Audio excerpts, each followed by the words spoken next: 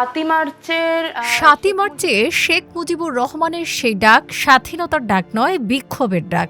সম্প্রতি একটি টেলিভিশনের টকশোতে এমনটাই বলেছেন এনসিপির কেন্দ্রীয় কমিটির যুগ্ম আহ্বায়ক নুসরাত তাবাসসুম।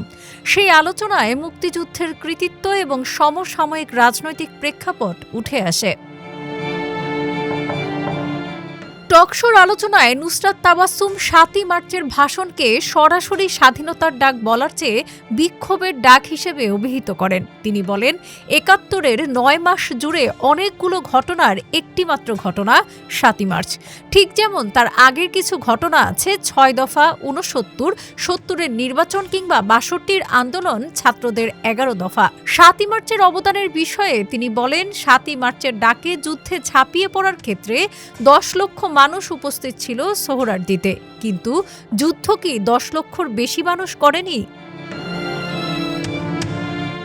তিনি আরও যোগ করেন, মাওলানা ভাসানী বা ফজলুল হকের মতো নেতাদের ভাষণ নিয়ে এতটা সেলিব্রেশন হয় না যতটা ৭ই মার্চকে ঘিরে দেখা যায়।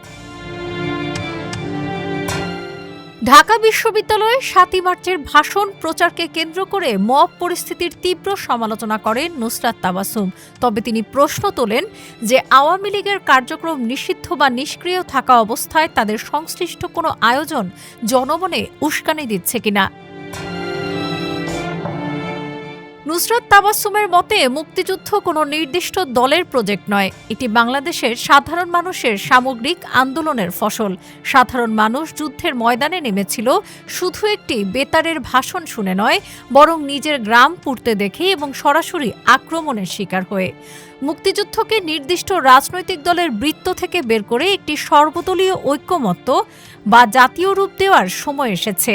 বর্তমান প্রেক্ষাপটে আওয়ামী লীগের কার্যক্রমকে নিষ্ক্রিয় রাখার পাশাপাশি অন্যান্য দলগুলোকে সতর্ক থাকার পরামর্শ দেন তিনি। ডেস্ক রিপোর্ট, আজকের পত্রিকা।